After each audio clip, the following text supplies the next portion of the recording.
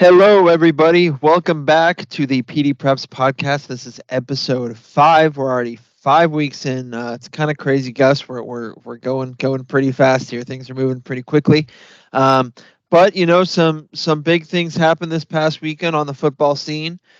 Starting with Rancho had its first loss against Vanden. We already knew that was going to be Rancho's first big test. Rancho started out pretty slow, ended up coming back and Gus, it had quite the ending there with a missed PAT to tie it. But I mean, 1 point loss on the road against a team like Vanden is certainly nothing to be sad about, is it? Yeah, no. It was we like you had said, we knew it was going to be a close game.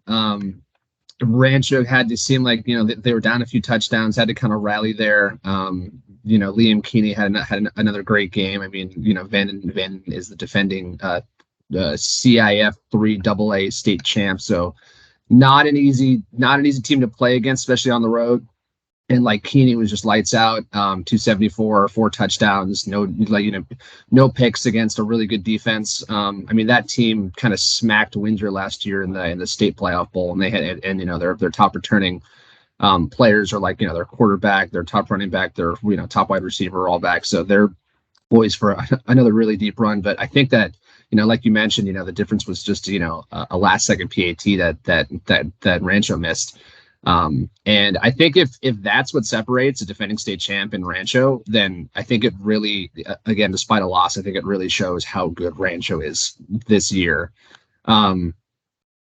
Yeah, this is again, not like if they had won that game, I would not have been surprised. We had both picked Rancho to win that game, but I think the fact that it was so close again on the road is a huge thing for them too. But I think it just clearly shows that they are the best team around this area right now until proven otherwise. So, yes, a tough loss, but they're on Rancho is on their bye this week. They're next week they're hit the road again for a tough challenge at Pleasant Valley, which is all the way in Chico. They're a big I think that's this northern, or it's not San Joaquin. I think that's northern section, central section, one of those two. Powerhouse out there in the over in Chico. So rest up, get healthy this week. But yeah, coming down the stretch here as we head into league play in a few weeks, they're looking really, really, really good. So yeah, tough loss for Rancho, but I think they're again, it shows that they're one of the best team in the area with that game. Yeah, definitely. Their gears are kind of all grinding, all coming together. More, I mean, that was at Vanden, but a little bit closer to home. We definitely had a exciting slate of games last week, and Gus, you were at the game of the week. I'm pretty sure again we picked the right game for that one. Casa Grande at Montgomery. I mean, I'll just let you take the reins, man. What the heck happened? Yeah, maybe it was the game of the week if you're Casa. I don't know if you'd say the same if you're Montgomery. Yeah, I mean, you were at a good one too, and we'll get into the Ukiah Santa Rosa game here in a second as well. But yeah, Casa came out victorious, 44-35. Maybe one of the messiest games I've ever seen from any team. But Montgomery, yeah, I mean, like I was, Virtus Patton, Montgomery was coming off of their bye, and or an unexpected bye because they had again we've mentioned this before, but their game against St. Bernard's the week before was canceled, so they all of a sudden go from kind of game week uber focus to not having anything to play for last week. And then Patton says he's like oh yeah, like coming off buys, he's like, I hate bye weeks because the focus changes. It's like there's nothing to really practice or prepare for, and you have extra time to scout out your next opponent. And so he was kind of already worried about this game coming in, and it kind of showed why. Yeah, I mean, just tons of offensive miscues. Montgomery turned the ball over 6 times. They had 15 penalties, and yet despite all that, they were kind of in it till the end. Casa scored. I think they took a 2-touchdown lead about third quarter, fourth quarter. They had a 2-touchdown lead, and Monty just kind of kept hanging around. Keegan Peterson had a huge game, something like over 200 yards total yards. He had 2 touchdowns, and a huge kickoff return. So he almost single-handedly kept them in the game. But yeah, and then even down at the end, Monty got the ball back at their own 1-yard line with like 3 minutes left, and Costa sealed it with the safety in the end zone. So Yeah, I mean, again, like it was pretty wild. One of these games that kind of took forever too, because Costa just passes the air out of the ball. I mean, they passed 63 times. Wyatt Abramson had like 365 yards, 385, something like that. Five total touchdowns. So his by far his best game on varsity for the Gauchos. But yeah, I mean, a huge win for Costa, kind of coming down the stretch here because they have a really tough this slate that they're in right now, and it kind of concludes this week. But last week they went, or 2 weeks ago they went against Marin Catholic, and then they played at Montgomery, and then this week they have at Vintage, which I don't think you're going to find a harder 3-game stretch, for a lot of teams around here. So that was so the fact that they kind of got a win there, especially against Montgomery, who's they could also see again in the NCS Division III playoffs. Huge win for Casa, kind of going into league play, giving them some momentum, especially coming off of that crushing Marin Catholic loss. So yeah, they're feeling good, kind of going into Vintage Week, but they're also not taking Vintage lightly, and we'll kind of get into that as well because that's interesting kind of schedule slate this week because a lot of teams are off, but that Casa Vintage game for sure is one that we have circled as big game. It's not our game of the week, but huge game for Casa coming up. So a big win for them over Montgomery. To head into that one with on a high note. But yeah, you also, I mean, again, we'll just go right into Ukiah Santa Rosa, but you as well also had a crazy game over there in Santa Rosa. Yeah. Well, one more thing on Vintage. Yeah. I don't think you'll find a scarier 1-3 team around. Yeah. Because I mean, Vintage obviously they've had a tough slate as well. So just if you're watching, keep that in mind as well. But yeah, Ukiah Santa Rosa. Honestly, I think a lot of the consensus coming into this, and you touch on this last week, was that Ukiah was going to kind of run away with this one. That Santa Rosa didn't really have anything to really battle Ukiah. But I mean, Santa Rosa, I don't know what it was, but it was like their homecoming or something. Yeah. Ukiah jumped out to a quick 14-0 lead with like midway through the first quarter. Santa Rosa couldn't get anything going. Johnny Silvera, this was his coming out game, had 3 passing touchdowns, I believe, especially for a kid who hasn't played in 3 years or something and is now the starting QB. Marcus Fank had a big game, 3 TDs, I believe, with 3 total touchdowns, I believe, with an 80-yard scamper as well. But once that 14-0 explosion kind of happened, Santa Rosa really kind of dug in, and man, this kid Nolan Frost might be one of the most underrated receivers in the area. I mean, this kid was making sideline catches out the wazoo. This kid was, Nolan Frost, the quarterback, was placing good balls, but Nolan Bankston. Or excuse me, yeah. Nolan Bankston. Sorry, I'm getting the Nolans mixed up. I know the Nolans. Nolan Bankston was throwing good balls, but I mean Frost was just using his 6'4" frame, just getting everything. He had a couple touchdowns, and Bankston is just he had a rough start to the game, I'll say, but he's scrappy, man. He's on the shorter side for sure, but he's scrappy. He had a rushing touchdown as well, and he was getting the Panthers back in the game. Kind of like Rancho Vanden, it was a crazy ending because with like 13 seconds left, Nolan Bankston scrambled for a bit and then was getting pulled down from behind by a Ukiah defenseman, and he was throwing the ball in throwing motion. The referee signaled a illegal forward pass. And that was with 4 seconds left, but the clock kept running down. So the clock cut 0. Ukiah was like celebrating everything. Santa Rosa's entire sideline was on the field, like screaming bloody murder about the fact how there should be more time on the clock, how there should be 4 seconds. The ref convened. Ukiah was like almost already out to their post-game huddle. They were like all the way down the other sideline, but the refs called them back. One more play. Nolan Bankston scrambled again, couldn't find anybody open, and then just took off and was maybe 2.5 yards short of the goal line. and that was it. Ukiah won it 28-25. So that's why, man, that's why I was asking if we could have had 2 game of the weeks, Yeah. this definitely would have been it. But I mean, I think Santa Rosa is definitely going to be a lot bigger challenge than people believe. Um, I mean, they're just scrappy. I mean, they find ways to make it a game. I know they don't have as much personnel as some of these like Ranchos and Windsors and Newmans, but yeah, man, they're scrappy. They could definitely give some teams a one heck of a game. So Yeah. Yeah, a few numbers to go off that. Nolan Bankston, 264 yards, 18 of 37 passing, 2 touchdowns. He also had the rushing touchdown. And then Nolan Frost, 11 receptions, 130 yards, 2 touchdowns. And I think that's his second game this year that he's gone over 130 yards receiving. So, yeah, he was a guy that head coach Ray Keegan was really high on, and he had made some strides last year too. But yeah, he's the real deal for sure this year. So yeah, Santa Rosa, absolutely. frisky team. They have an interesting kind of crosstown game this week against Maria Carrillo. Yeah, 2 teams that are probably looking for a win, and Carrillo is obviously kind of a frisky, much improved team this year too. So kind of Yeah. the frisky bowl going on there. The Frisky Bowl. Well, Frisky Bowl. Well, speaking of Maria Carrillo, I mean, I guess this is like the third straight ending we've kind of talked about in a row. Another crazy ending going on. Yeah.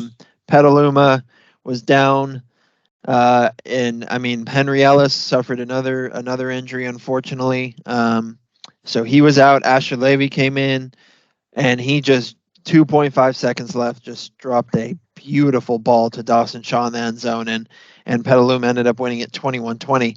But it was Carrillo's game to lose at that point, Gus. It's kind of what I heard. What are your takeaways? Yeah, same kind of thing. I mean, this is like tough luck for Maria Carrillo, and I think I wrote about this in the analysis piece this weekend. But probably the best 0-3 team we have around here. I mean, they have their 2 of their 3 losses. They lost their opener in a similar fashion. They lost it by 1 touchdown against Casa Grande, who again we're seeing is one of the better teams in the area, I think, as well. So they have a 1-score loss to Casa Grande, and now a 1-point loss to Petaluma, who again, by all accounts and measures, is a very improved team. I mean, they're averaging 40 points a game this year, and then again to lose in that kind of fashion again. I think it speaks to a Maria Carrillo team that is much improved this year. Sam Mortimer, again, I think he went over 130 yards. I want to say again. This game, it's like 131 for him, and that's I think the second game with over 100 yards this year. I don't think we ever got stats from the Benicia game, but they have some guys. And to be 0-3 has got to be really frustrating. So, I do think that is going to be a kind of a big game for both of those teams going forward on Santa Rosa and Maria Carrillo on this week. I mean, Carrillo starting 0-4, like that would be really tough. And I think if they if they start 0-4, it's like I mean, if they want to make play, I'm going to have to win the NBL Redwood at that rate. So I think a win over Santa Rosa would go a long way to helping them get in the playoffs. And then for Santa Rosa too, it's like, how much are you going to kind of continue to build? And because they killed Archie Williams, 2 weeks ago, and then they come just short of beating the Ukiah team that, seemed like they were going to be one of the better teams in the Redwood. So, I agree. yeah, I mean, what direction is, I feel like this team, for 2 teams that are kind of on the cusp there, it's like, what is, this game this week could kind of matter a lot about, where they go kind of going forward, this season and then beyond. So, yeah, I mean, like, we're spending all this time talking about Korea, but Petaluma though, kind of, cardiac kids over there. I mean, honestly, dude. Yeah, I mean, Asher, Asher, I mean, again, to come in that spot, after Henry goes down, which, hopefully, the injury is not too serious. I know he was kind of questionable for the Anley game, that you covered a couple weeks ago, and then he kind of came back in late, but I've shoulder issues have kind of been bugging him this year. So hopefully it's nothing too serious and he can make a healthy return this year. But for Asher, I mean, again, I think he's a junior to kind of come in and step up in that kind of situation. Huge spot for Petaluma and for them or for him to kind of come up big there. So, very, I mean, again, promising, I guess, result for both teams. Petaluma, shows that they can win without Henry and without having a huge game from Silas Paulogeorgis and turning the ball over 3 times. And then Carrillo That's a good point. and then Carrillo is also kind of still right there in the mix as well of like they can hang with some of these teams. So Yeah. yeah, I mean, again, just like, solid, I guess, takeaways for both teams in that one, I guess. Yeah, no doubt, no doubt. I'm totally with you there. Some other games to touch on, obviously Newman, Windsor, Annalee, they all win pretty big. We kind of expected that from the three of them. St. Vincent, which we'll talk about a little more when we're headed into the rankings and stuff. They had a very solid win at Oakland Tech, but Gus, the one I really want to talk about, seems like Pioneer has found their offense. Going for 63 points against Fort Bragg on Friday. Matty Erickson was doing it all. He was 19 of 23 for 263 yards with 3 passing touchdowns, as well as 8 carries for 72 yards and 2 rushing touchdowns. Plus, Jose Sanchez was 12 carries for 94 yards and 2 touchdowns as well. This is kind of the Pioneer offense they've been preaching, Gus, and this is their second win in a row. They're now at 2-2. Yeah, this is kind of a team again. You had done that season preview on them, and it's this has kind of been the Pioneer team that they've been trying to have the last couple of years is air attack, and they had that I think a couple of years ago. I think it was 2019 when they went like 11-0 or something. They were just insanely good, and it was all thanks to their passing game. So we're kind of seeing some flashes of that Pioneer team again, or at least we did. Last week. I mean, again, huge game from Maddie. Some of their skill guys just absolutely had monster games too. I'm pulling up the box score right now, but let's see, guys like Jaden Hernandez, who I think is their leading receiver right now as a sophomore. I mean, he went 122, eight catches, 122 last week and a touchdown. And then same thing with Jose Sanchez, who's their running back. I think he had 3 total touchdowns as well, or 4 total touchdowns. Four total touchdowns. Yeah. So I mean, yeah. So they had some dudes actually, absolutely have great games. So they have the skills and the pieces to do it. It's just, competition is definitely going to be a factor of like, I know Fort Bragg is not the best team in the world, but it's got to feel good if you're Pioneer to kind of finally unleash the offense like this, to be like, hey, we can do this. We have this in us. So going forward to they're playing a tough Eureka team this week, who Ukiah beat, I think they beat or lost it by 1 score. I don't have that off the top of my head, but I think they beat it by 1 score. So that could be a pretty interesting game as far as measuring stick game that goes in the Redwood. I mean, again, if I think Ukiah did win that one. Let me just double check that real quick. But I mean, that'll be kind of a good one to kind of see where we can kind of compare and contrast, I guess, a bit where kind of Ukiah and Pioneer, I guess, kind of stack up. When it does come down to the league race time. And yeah, Ukiah beat them by 1 score. So yeah, I mean, if Pioneer can pick up a win here against a Eureka team, this we could have a little more interesting competition going on in the Redwood this year. Anything else in this game? Because I did want to kind of touch on Newman, Windsor, and St. Vincent real quick too before we kind of get into other stuff. That's all right. Yeah, no, perfect. NJ Robert had a 102-yard kickoff return touchdown. Yep. He's been everywhere, and their defense came up pretty big. Had a block punt and an interception and a fumble recovery. So good on the Prospectors defense. But yeah, go ahead. Whatever you wanted to talk about with Newman, Windsor, all them. Yeah. So Newman, 49-20 winners over De Anza last week. Still no Santino Acevedo. He's still dealing with an ankle injury. Didn't really matter this game. 4 touchdowns from quarterback Matthew Hilden. 2 touchdowns from backup running back Kaiser Steverson. Their defense played well. I think I saw that. It was Zach Homan. I think it's Homan, had something like 3 fumble recoveries or something like that too. So, I mean, just kind of a get right tune-up game for Newman. Kind of going into this week, they're going to be our game of the week this week. They're hosting.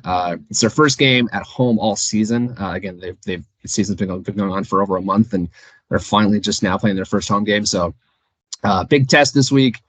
Hosting a top 30 team in the state in St. Mary's, Stockton. And I think Santino's still questionable for that one. I don't know. No, he's still injured. He's still injured, so he's not playing.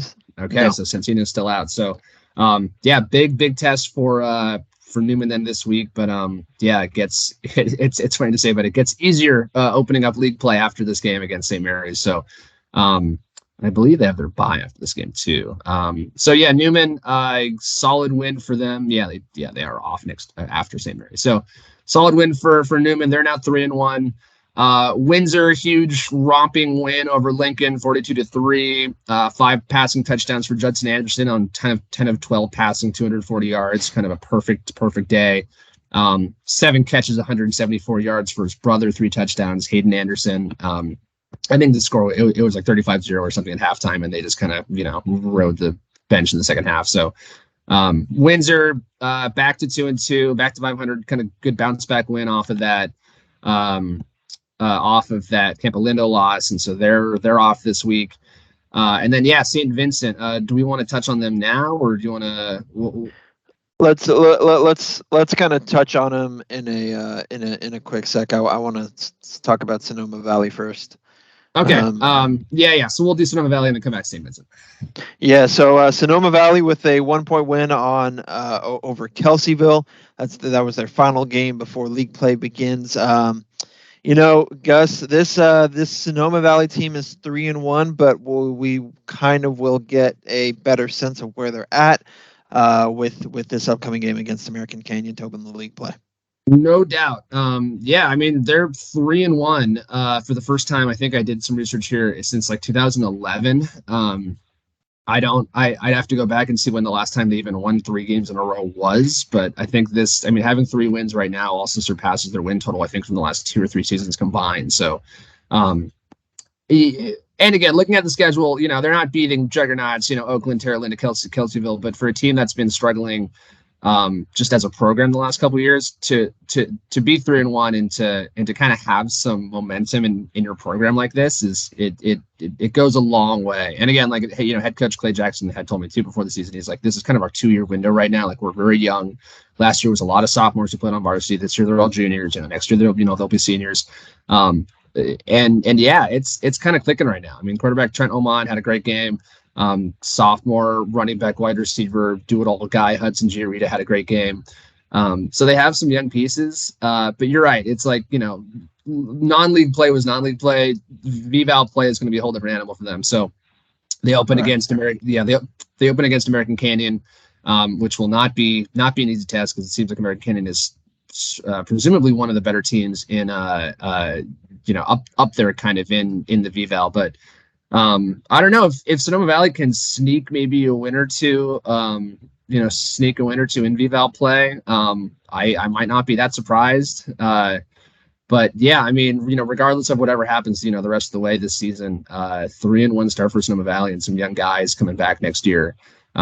Future's bright for Sonoma Valley. So, good for them for getting out to a great start. Yeah, but I'm just looking at the schedule. I mean, they go American Canyon, Justin Siena, Casa, Petaluma, Vintage Napa. That's a tough 3-game slate in that middle right there with Casa, Petaluma, Vintage. And then not to mention the others. But let's head right back to St. Vincent. I mean, obviously, on paper, Oakland Tech is obviously not the biggest name, but still a very, very high quality team. St. Vincent's kind of beat him pretty handily, I would say. Pretty good tune-up for them. What were your key takeaways? Oakland Tech, I mean, kind of like you mentioned, they had ended the game kind of coming off. I mean, they had won their first 2 games 62-0 combined. They have a couple D1 guys, I think at like defensive end, and another guy at running back. So they have the talent, even for being a smaller school. And I think they were their second ranked school, I want to say, in the Oakland section, I think behind McClymonds. But for St. Vincent to kind of come in, flex their muscles, big game from Kai Hall. I think he had something like, went over 100 yards again, 170 yards, 3 touchdowns. I mean, Kai Hall is doing Kai Hall things. Again, St. Vincent, this has kind of been the big question mark with them is, yes, they're obviously, an incredible small school Division 7 team. And they're, it's looking like they're the clear favorites to win NCSD 7 again and probably go back to a state game. But where do they kind of, match up, I guess, ranking like the kind of hierarchy, kind of when you throw in the big schools there, like the Windsors, like the Ranchos, like the Newmans, like the Montgomerys, the Annaleys, all those schools.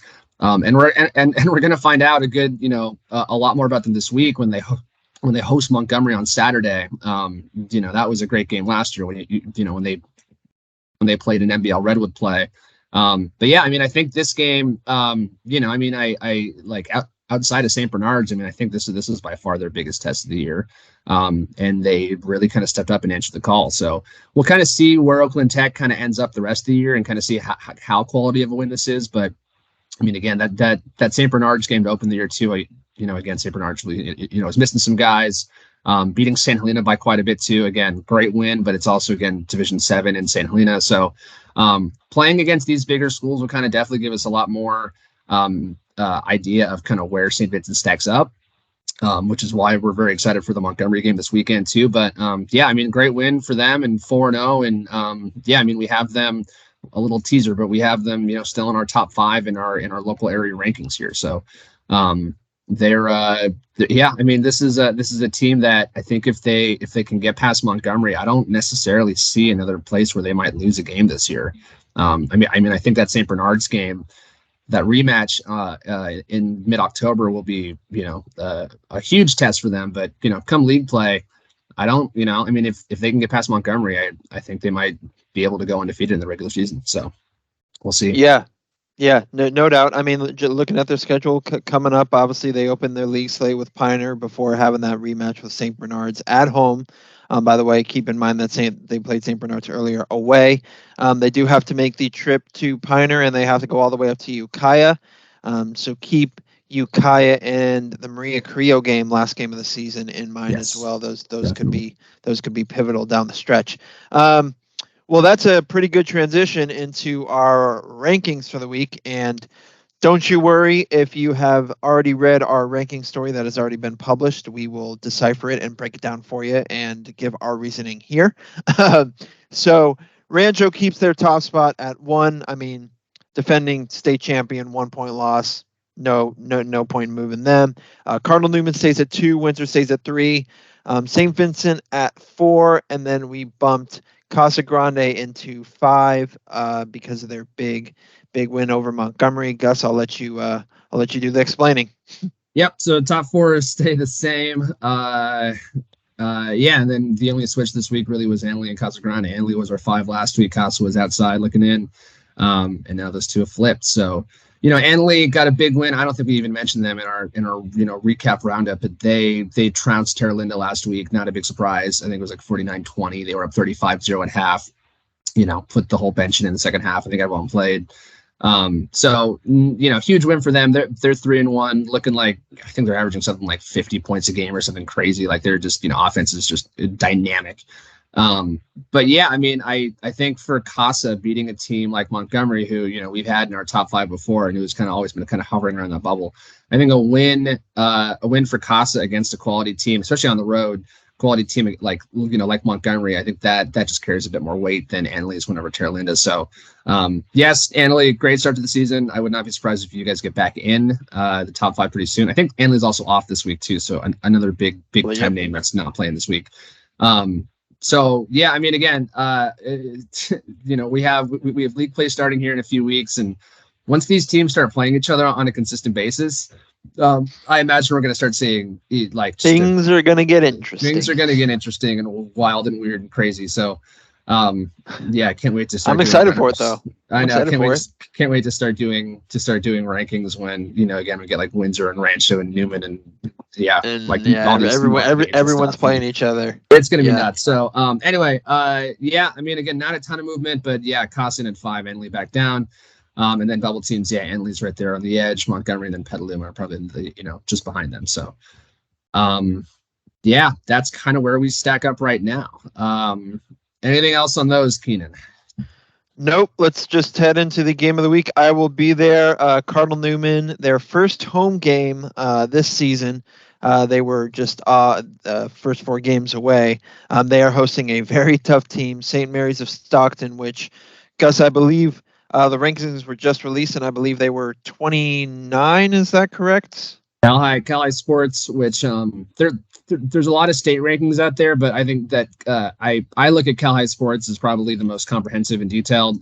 They go, if you read through them and you subscribe, you know, which you should, they go very detailed team by team, how everyone stacks up, and they have great rationale and reasoning for all their rankings. So I don't think anyone puts in as much homework and as time as Cal High Sports, so that's why I can look at their ratings as far as state goes, as kind of our that's what we go by. So yeah, St. Mary's 29th in the country, or 29th in the state. Country would be nuts. Although California football being what it is, I wouldn't, they honestly might be a top 100 team in the country. But 4-0. They're just cruising. They're wrecking teams right now. So this is, Cardinal Newman's like, yay, we're playing at home. And it's like, oh crap, we're playing a team like this. But I mean, they're not going to back down from the challenge, even without, Santino. First home game. I'm sure they're going to be fired up, juiced up. But yeah, big challenge this week for Cardinal Newman. And I think I'd mentioned this too in the analysis piece, but I think even as you go the rest of the entire season, I don't think Cardinal Newman will play a harder team than this. Even if Newman gets, all the way out, like into the state playoffs, even deep in section, St. Mary's is just one of these teams that's, again, they're top 30 in the state. I mean, you're not able to say that about a lot of teams, in a season. So by far, I think this would be the Cardinals' toughest game this year. But this is why you schedule tough in the, a non-league to make yourselves better going into league. So I think last year it was even a pretty close game, if I remember correctly. And yeah, again, it just looks like, St. Mary's is just kind of a different caliber, and they've taken some huge steps forward this year. So, it's going to be a hard challenge for Newman this year, but, 20-point game last year. We'll see, but, Keenan should be an interesting one. And no Santino this week too, which is going to be kind of a big blow. So. Yeah, well, this is interesting though. Because obviously Stevenson has been running the ball pretty well. He did pretty well. There was some news coming out of the camp that he was injured during the game last week, but he just picked up a stinger and he's fine. He's good to go. Interesting little nugget here though, Gus. The last time Cardinal Newman played 4 games away to open the season was 2019 when they won the state championship. So. Who knows? Who knows what could happen? I was at the Cardinals practice yesterday, and these boys are ready to go. They're still really confident. They're in high hopes. Coach Richard Sanchez has some confidence in him, especially after these last couple weeks beating Vintage and beating De Anza. So they're definitely on the right track, but we'll kind of see where they fall after they face St. Mary's, but should be a good one. All right, let's get into these our predictions for the week. Gus, last week you were 9-3. I was 8-4. Overall, Gus, you are 36-18. Nice. I'm 30-24. Like we kind of talked about earlier, shallow slate this week due to some teams being on byes: Windsor, Rancho, Annalee, and Ukiah. That's 4 area teams that are all on byes, but we still have some games to predict. Starting with Santa Rosa at Maria Carrillo. That's on Friday at 7 p.m. Gus, you and I both picked Maria Carrillo here. Let's hope they close it out, I suppose. I don't know. We might be hearing from Roy this week, but that's okay. No, not from Roy, from the AD. Not from Roy. Yeah, Roy was adamant that he made sure he that wasn't Roy. It's okay, Roy. No. It's Santa Rosa head coach Roy Keegan, if you guys don't know what we're talking about. So we both have Carrillo in this one. I think coming off of that really tough loss against Petaluma, and then again being 0-3 and having 2 of those losses be decided by 1 score, by like last minute scores, I think Carrillo is really going to want this one. So I think that they would have come out pretty fired up anyway, but I think again it's just taking into account what happened last week and what's happened already twice this season. I think Carrillo is just going to come out and just come out strong, and but again, Santa Rosa has kind of shown too that they can kind of hang in some of these games too. So, and I think it's also probably going to be a pretty similar style played game. Carrillo is just a very run heavy team, and so is Santa Rosa. This year, it seems like they're a little more pass heavy with Bankston and Nolan Frost. But yeah, again, I think from what we've seen from Carrillo so far this year, I think that they're much improved team, and I think they get in the win column this week. Yep, no doubt with you there. Just touch on this Cardinal Newman versus St. Mary's at Stockton. We both picked St. Mary's just based on their pedigree and their resume. They are just demolishing teams, as you said. So we're going St. Mary, both going St. Mary's there. Um, all right, here's one we're split on, Gus. Eureka at Pioneer. I feel like Pioneer, after last week, has finally found their offense. We know Eureka likes to play that close smash mouth football, as evidenced in their loss versus Ukiah, but I think they won't have any way to stop uh, Pioneer's air attack. But you have Eureka. Go ahead, tell me why. Yeah, well, so just kind of looking back at Eureka's schedule, so they have a 30-0 win over Arcata. They lost to Ukiah by 1 score, and then they beat St. Bernard's by 18. So just kind of looking at that schedule, I think they have some pretty quality results there. And again, it seems like that Ukiah game could have gone either way. So I don't really like. I mean, again, I don't know a ton about Eureka. I don't know how many guys they have. I don't know, what their, who their best players are. They don't have any stats up on Max Preps. But just knowing kind of Eureka teams from the past, just big physical, just grinders of teams. So I think I saw them last year get smacked around by Windsor, but they're different, smaller division, not as quality a program. But regardless, I think that coming down here, even all the way down from Eureka, I just think that they're just gonna be too big and physical. So I mean, we'll see. I think Pioneer will definitely keep it close, but no, I think the Smash Mouth brand, I think that triumphs this week over Pioneer's passing game. So we will see. Yep. Healdsburg playing host to Kennedy. Well, Gus, we both picked Healdsburg last week because we figured they were going to be Lower Lake, but they didn't. That was 2 weeks ago. They lost they lost to Cloverdale last week. Oh, Cloverdale, excuse me. But no, you're right. They did lose to Lower Lake. Yeah, you're messing me up, dude. I got it right. You got it wrong. Just relax. But yeah, so we picked them to be Lower Lake last week, and they didn't. We thought that was going to be the game where they kind of turned it around and won. They did not, which kind of doesn't spell good things for Healdsburg. So I guess we both win Kennedy for this one, Gus. Kennedy's 3-0. Healdsburg's 0-4. That loss by Healdsburg last week was just brutal. They were up 30-20, and I think late in the fourth quarter, Lower Lake scored. I think to make it like a 30-28 game with like 2-3 minutes left. Healdsburg then loses the ball on a fumble, and Lower Lake comes back and scores at the end there to kind of steal one away. Just brutal. I mean, if there's, again, I love my Hounds, but it's like you got poor Healdsburg, man. You got to win those games. So tough result for them. Kennedy's coming in. They've outscored teams 76-9. Again, all kind of smaller San Francisco area teams. But yeah, I'm sorry, Hounds, but I think Kennedy's going to go to 4-0 this week. Yep. Let's see here. VVAL matchup. Justin Sienna at Petaluma. Both going Petaluma. I mean, it seems like Coach Rick Chris and co are just fine without Henry Ellis for the time being, as well as Asher has been playing.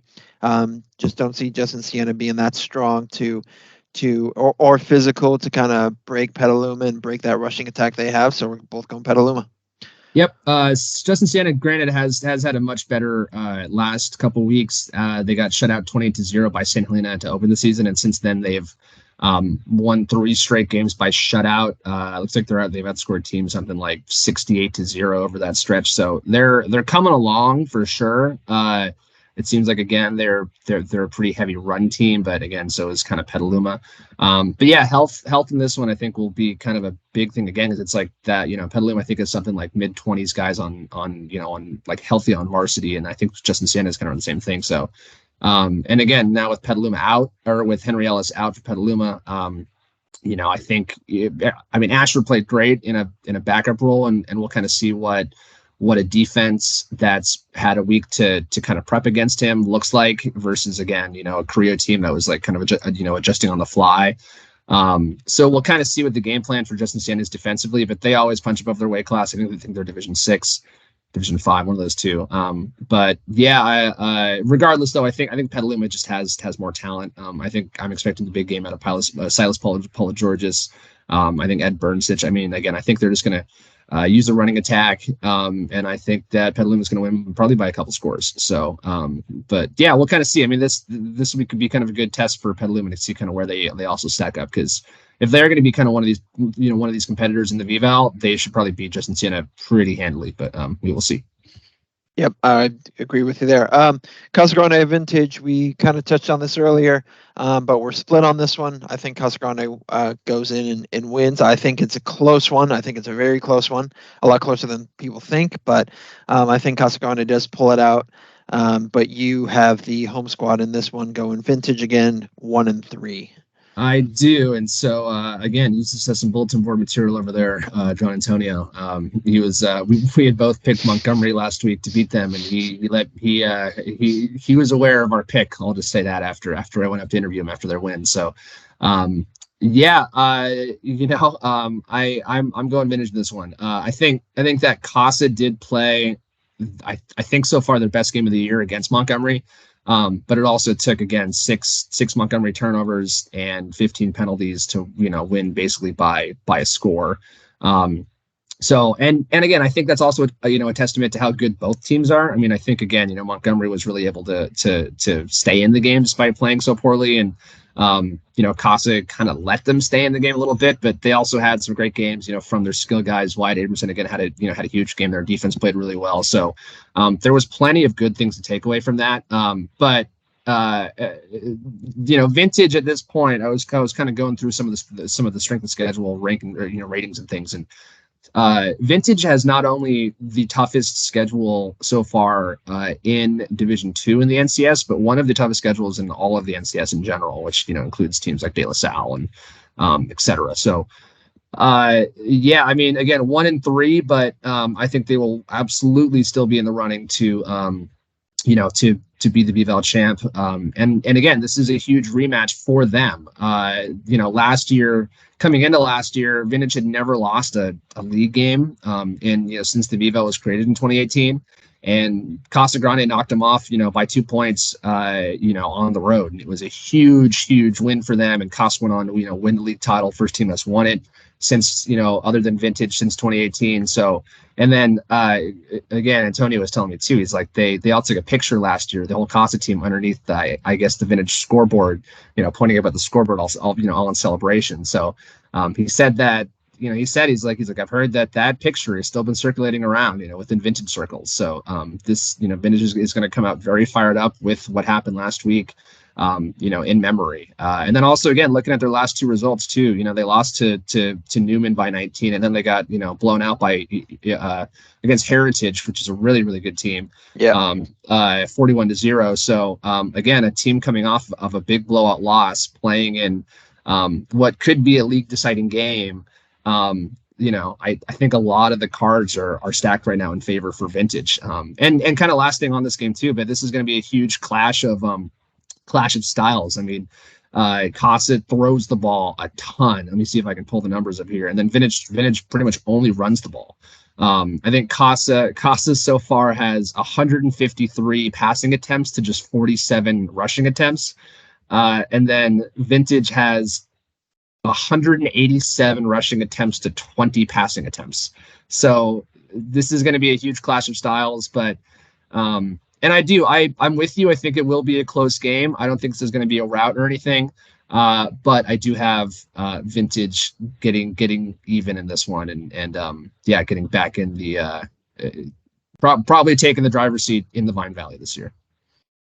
Well, we'll see. This is definitely a game that could prove dividends down the road for sure. All right, staying in the VVAL, our last VVAL game on the slate this week, Sonoma Valley at American Canyon. We already touched on Sonoma Valley earlier, but we think that American Canyon's going to come away with the win in this one, and Sonoma Valley takes its first loss in a little bit. So American Canyon, Gus.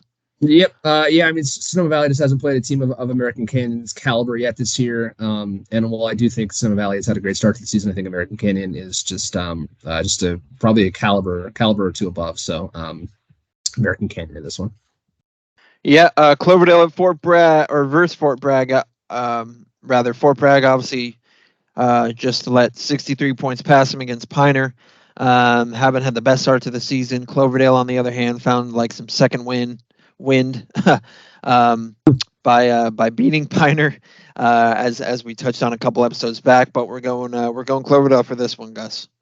Yep. I just think Cloverdale's a better team. Fort Bragg, like you kind of mentioned, has not had the best start to the season, and I think Cloverdale is going to be kind of one of those top 3-4 teams in the NCL1 this year. So, looking like Cloverdale is going to, I think, move to 3-1 this year or this week. All right, 8-man football rounds off our slate on Friday, so that's a 6 p.m. start. It's funny because that's the earliest start. Roseland University Prep at Tamales. We're going with Roseland here. We think they pick up a nice little win for an improving program. What do you say? Yeah, this will. I mean, I think this is probably one of the more winnable games that Roseland has kind of in these first couple games to start the season. Tamales also 0-3, not putting up a ton of points. And Roseland Prep, again, despite also being 0-3, they have been scoring pretty well. I mean, 34 points in their opener, 18 in their second loss, and then 20 last week against Crystal Springs Upland. So their offense works. It's just playing against kind of some of these more established 8-man teams has just been kind of a tough start to the season. But I mean, also again looking at the two schedules here. Actually, they're very similar. Both teams have played Calistoga and Upper Lake. And both of those games were closer losses, actually outside Upper Lake. But the Calistoga game was a closer loss for Roseland Prep. So I think this is a pretty even matchup. Again, we don't know a ton about. Yeah, we don't know a ton about either of these teams, but I think both will be very hungry to kind of get their first wins. And kind of a pick 'em. But yeah, we're going with the home dogs, Roseland Prep this week. Home Knights rather. Home Knights. There you go. All right, Saturday, one matchup on the slate, and it is a big one. Gus, I believe you will be there on Saturday at 2 p.m. In Petaluma. It's in your neck of the woods, but Montgomery at St. Vincent, obviously two teams that shared the Redwood title last year. I'm pretty sure Montgomery beat St. Vincent last year, but this could be a pretty big game for both teams. I know it's out of league now, but we're split on this one. Gus, you're going with Monty, and I'm going with the home Mustangs. I'm going with St. Vincent. I do think that the key here with St. Vincent is Jared Bosarge and how well he plays in that quarterback role. Obviously, Monty's defense is a little bit different than what they've been playing. So I believe he is the key in this one. I do have St. Vincent winning, but Gus, you have Monty. Yeah, to me, I think it's going to be Monty's run defense. This is going to be, I mean, again, I think, but that also, I think, kind of goes into the whole Jared Bosarge thing as well, where, he last week didn't have the best passing game, but it was kind of the Kai Hall show, and his, where he's really dangerous is being a running quarterback as well. So I think if Monty can, play smarter, better than they did last week, where, again, his penalties kind of killed them. I think they should be fine. But I also think that, again, last year it was, the final score was 30-21, Montgomery won. And, one of the big plays was like a 95-yard touchdown run from Mason Hallen, who was I believe he was the co-MVP last year with Dante Antonini. So both those guys are now gone. But, I mean, again, it seems like both teams are much improved from last year. So I expect a close game again. The CalPreps computer rankings and ratings and predictions actually have St. Vincent as I think as a 2-score favorite in this one, which I think is a little high. But I do think that this will be a close game. I don't expect it to be a runaway in either sense, but I think this will also be a huge game as far as kind of giving us a better sense of how good St. Vincent really is and where they kind of stack up in our rankings. And it's funny because, they're at the moment we have them 4, and they're behind Windsor and Newman and Rancho. And I just don't think that even if they beat Montgomery, we can put them ahead of Windsor at this point. I just think that that's just, I think from what we've seen from Windsor, I think that they're clearly again, if not the third best team, the second best team. I think them and Newman are pretty interchangeable.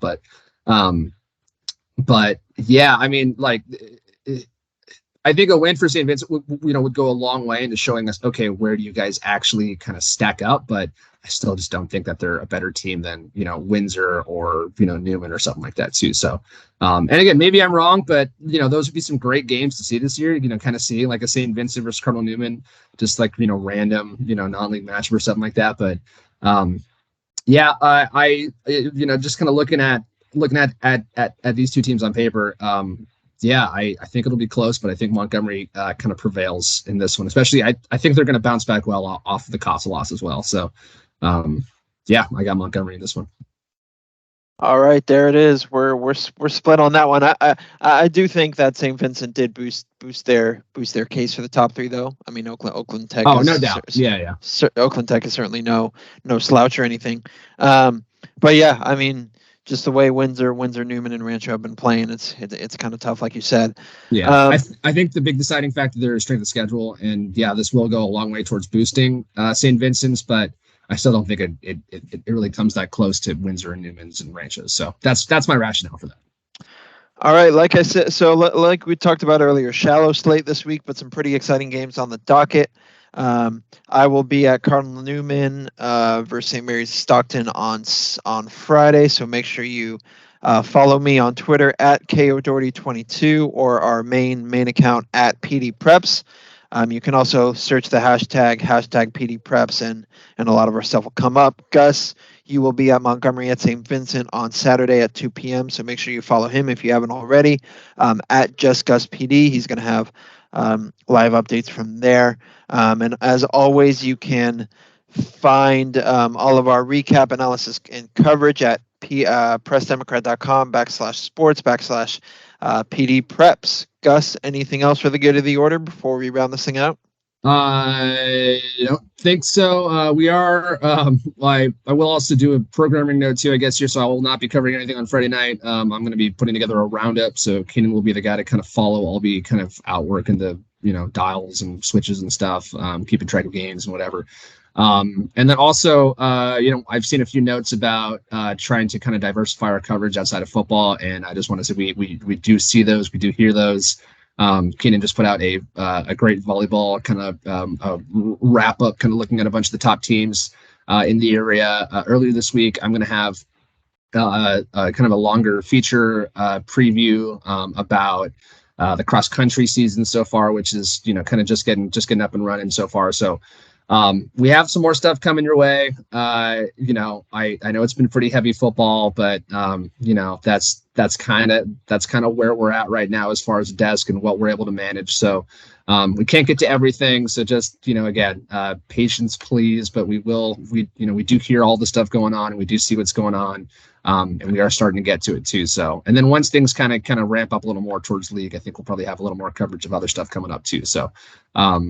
Heavy football, but more stuff on the way. So, yep, no doubt. We do have some key games circled that we're going to be attending as well. So we're definitely looking ahead already. But yeah, other than that, yeah, like I said, we really appreciate your input. We appreciate the messages. We appreciate you guys listening and watching and stuff like that.